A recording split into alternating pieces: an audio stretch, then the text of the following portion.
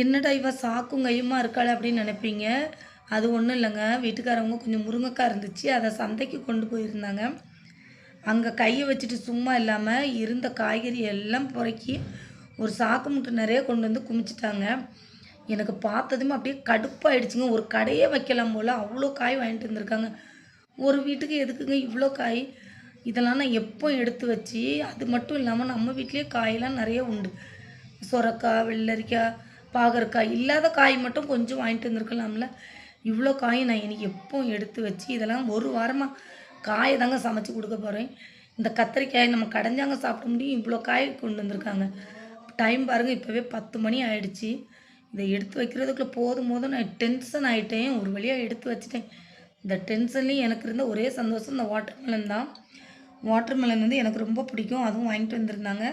உங்களுக்கு யாருக்கெல்லாம் வாட்டர்மெலன் பிடிக்கும்னு சொல்லுங்க. இப்பவே கட் பண்ணி சாப்பிடணும் போல இருந்து, ஆனா நாளைக்கு சாப்பிடலான்னு